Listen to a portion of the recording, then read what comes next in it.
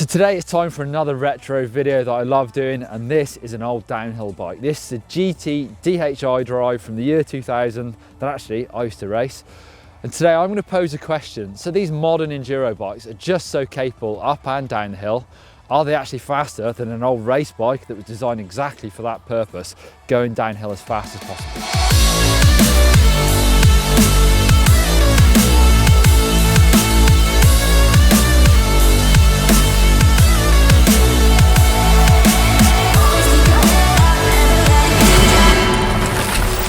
So this is actually the bike that I raced my first ever World Cup series on in 2000. I got an 18th place on this bike, so I've got some fond memories. Steve Peat was winning World Cups on these downhill iDrives.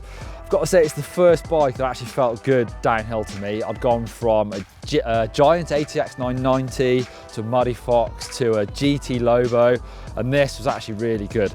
To this day, this rear shock actually feels really good. You've got adjustable geometry, you can change this around, and that lowers your BB and slackens the bike out. You've also got adjustable wheelbase there. You've got 220mm travel on the rear, only 180 up front, so it's a little bit imbalanced. 26-inch wheels, so obviously smaller than nowadays. Weighs about 40 pounds, so pretty heavy bike.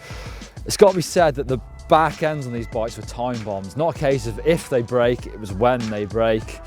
Also, bikes in these days, it wasn't unusual for me to actually swap a frame out probably 3 times a year due to cracks. So hopefully this bike's going to last me the day and I'll be able to test it against a new bike. So this is a bang up to date enduro bike, the 2018 Nukeproof Mega, the bike that Sam Hill won this year's Enduro World Series on.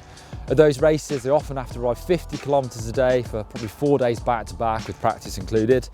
But it's the downhill sections that are timed that make up the race. So these bikes have to do everything, and I definitely wouldn't want to ride that old downhill bike for 50 kilometers. So we've got a carbon fiber frame, not many of those around in the early 2000s. 27.5-inch wheels, none of those around. It's got 165mm travel on the rear, 170 up front, so quite a bit less travel than the downhill bike. But we've got air units front and rear, so couple that with modern components and that carbon frame, and it's almost 10 pounds lighter than the downhill bike. Sam Hill actually raced this bike at the Cairns Downhill World Champs this year, so it's obviously good downhill. At the minute, I think my money's on the Nukeproof Mega, but let's put it to the test. So I'm going to ride the bike I'm most familiar with first, the Nukeproof Mega. I'm going to do a few practice runs on this downhill track, then put in a time, then I'll repeat it on the downhill bike and see just how fast they are.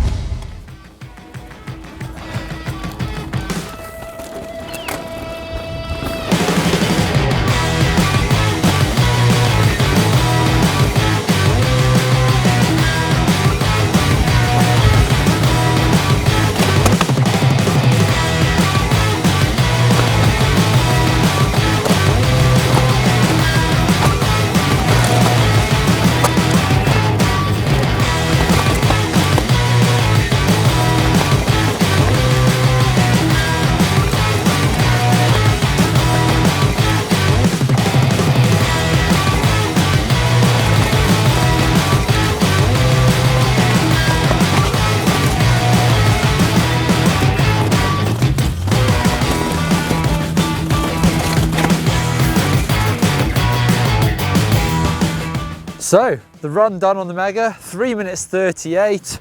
Now it's time to get retro. Whoa, to the GT. Well, I've just ridden it to the top of the downhill and it feels tiny, to be honest. It's my old bike, it's the size I used to ride, it's a medium. The Nukeproof's a medium, but this is so much shorter in the top tube. The rear shock feels good, feels heavy, but let's put it to the test.